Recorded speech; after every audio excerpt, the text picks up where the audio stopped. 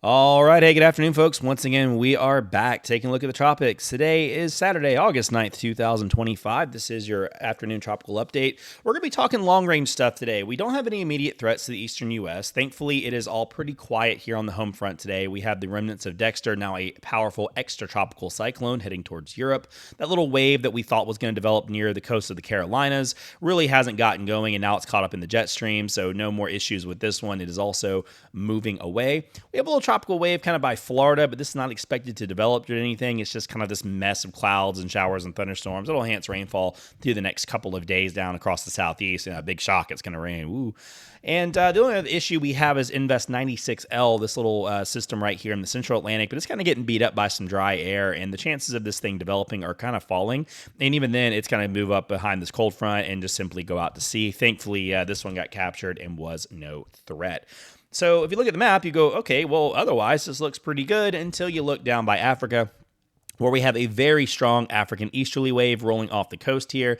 And this is the one that the models are buzzing about, and what you're seeing on these doomsday long-range GFS Euro runs that are slamming the East Coast with Cat 5s and 10s and whatever.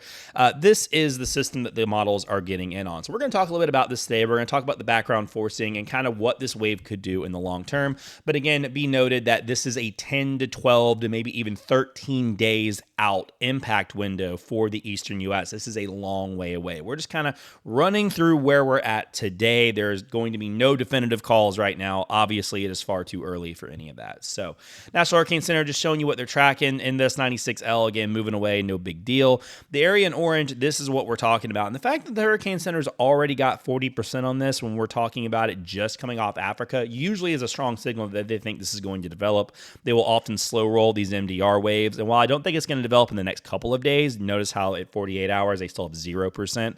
7 days, though, already at 40%. That'll go up, and this is definitely, I would be very, very shocked if this doesn't develop at all. So let's take a quick look at the overall background state. So if you go back to our video, we talked about this sometime in mid-July.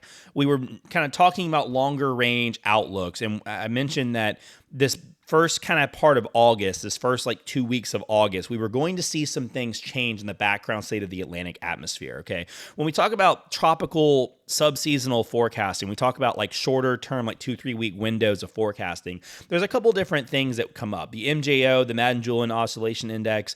We also have convectively coupled Kelvin waves, equatorial Rossby waves. Now, I'm not going to pretend I'm an expert on this stuff. I have very much made effort to understand it better and to dig into it more, and I still do, and I'm still learning. So I'm definitely not going to sit here and be like, oh, well, this is exactly, but we can see some broad patterns here, even if you're not an expert. Okay, one of the things we see is the sharp MJO spike. So how you read these is the MJO basically has 8 phases, and basically the big picture is when the MJO moves around the globe slowly, it'll help enhance air rising in some parts of the Earth, and then it'll kind of suppress it or push it down in other parts. So if one side's coming up, another side has to be coming down, kind of like your little seesaw. You know, one side's up, well, guess what the other side's doing, right?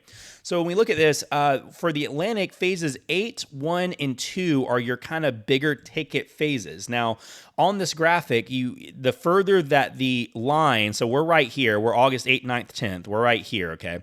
The further the line moves away from the center is a stronger signal. So when it's stuck inside here, it's called like the circle of death. It's not really doing much. But as we have other things happening, CCKWs, Rossby waves, those can help kind of pull that MJO signal out and kind of enhance it a little bit. So what we see going into the next week or two is a much stronger signal in phases 2 and 3. Now, phase 3 is not like the best for Atlantic development, but it certainly doesn't hinder it. It definitely is a kind of like, you know, residual signal of helping it out. And basically when the MJO is in these phases, it can help enhance background vorticity. It can help pull air up. It can help air rise. It can help storm spin.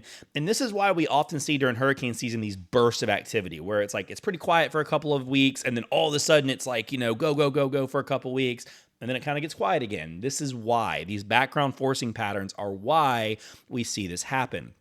We can take a look at some upper-level vorticity anomalies here from NCICS. And this is another thing that we kind of see is if you look at mid to late July, very suppressed across the Atlantic. All these browns showing that really dark sinking air. But then we kind of see the MJO signal coming out from the east. We kind of see these equatorial Rossby waves, the Kelvin waves in blue. All this was advancing eastward. We saw that big burst of activity late July in the Eastern Pacific. And I told you guys then, hey, when you see a big outburst of activity in the Eastern Pacific, this is usually followed by an increase in activity in the Atlantic. Then we saw some more storms form. That's Henriette and Ivo, the two active storms today.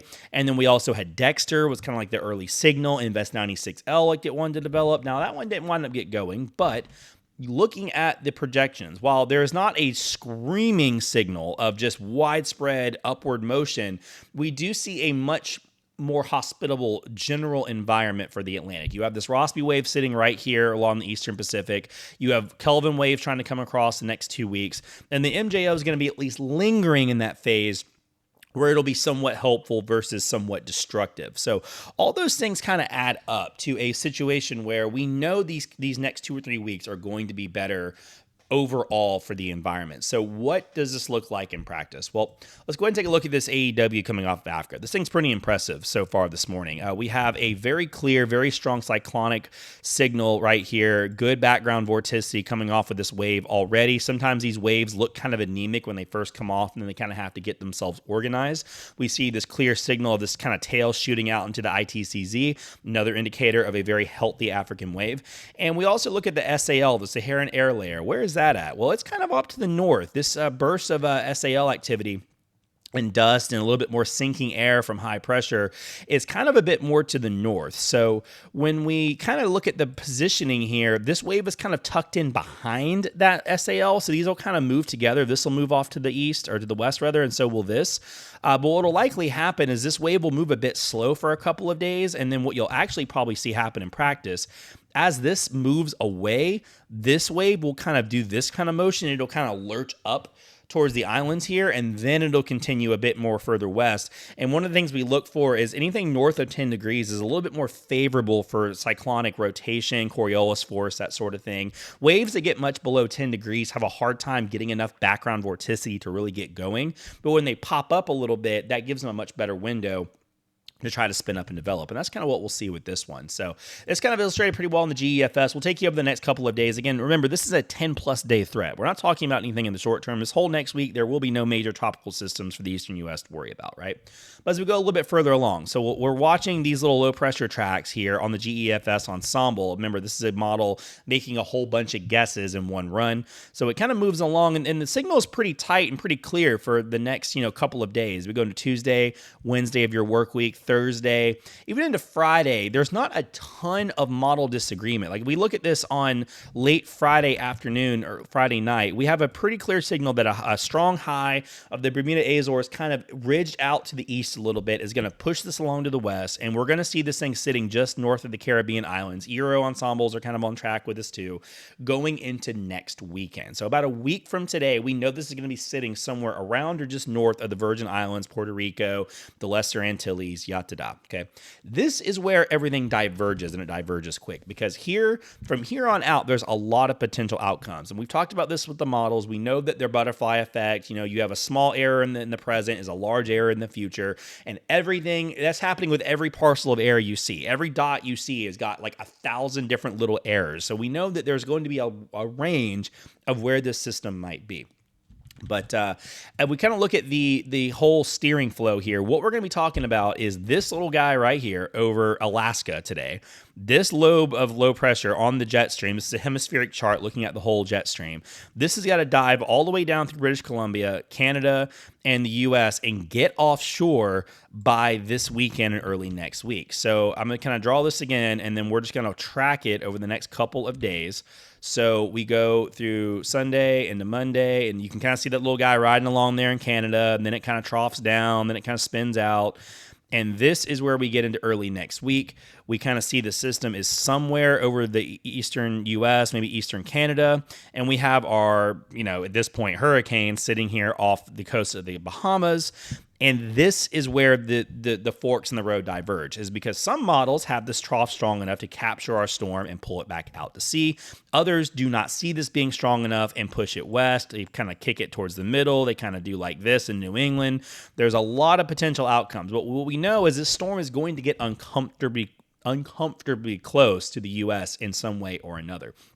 We can see this comparison here on the GFS, 500 millibars Sunday versus the Euro. Good agreement here. All the way into next Sunday on the GFS and the Euro, looking at the deterministic runs, there's pretty much good agreement where this is probably going to be sitting going into early next week. The problem is if I go out to another, 48 hours or so, I go out to 18Z on Tuesday, then we have some changes here. We have the GFS has got it a little further away. The Europeans got it a little bit closer to the Bahamas. And then from there, the GFS has it able to sort of turn out, at least not get fully captured, but sort of get captured. But then the Euro kind of brings us a little too close for comfort and brings it potentially very close to the eastern U.S. Now, this is one of many runs. These storms, these things have sent it into Texas. They've sent it into the Gulf. They've turned it out to sea harmlessly. There's a bunch of different options here. But what we do know is we go into late next week and early next weekend, this thing is going to have a pretty good environment. We're going to have multiple outflow channels aloft under an anticyclone that's going to provide several different indicators for air to get away from the storm without really imparting wind shear on it. We also know that the background, the water temperatures are going to be pretty warm. Oceanic heat content here from University of Miami showing that there's a nice little patch of warm water, and generally the subtropics and kind of the Western Atlantic is our hot spot this year, not so much out in the MDR. So, where it's tracking right now, it's over some pretty cool water comparatively. There's not a lot of oceanic heat content with that water. But as it gets into kind of the central to western side of the MDR, the chances, for having some fuel to work with does go up quite a bit. So another reason there. So it looks like this thing is going to have a pretty good environment. Moisture is not going to be a big problem. It's going to have to fight that moisture for a couple of days. Like you can see that SAL burst right here going into later this weekend as it moves off. As you can see, again, it has this nice little moisture pocket associated with it. And with the wave strong enough, and the winds moving these things together, won't be a big problem. And you can see most of that dry air stays well ahead of our wave, and it just kind of develops right there behind it. And then, the big question is going to be next week where the steering flow and steering currents are to try to turn this out to sea or not.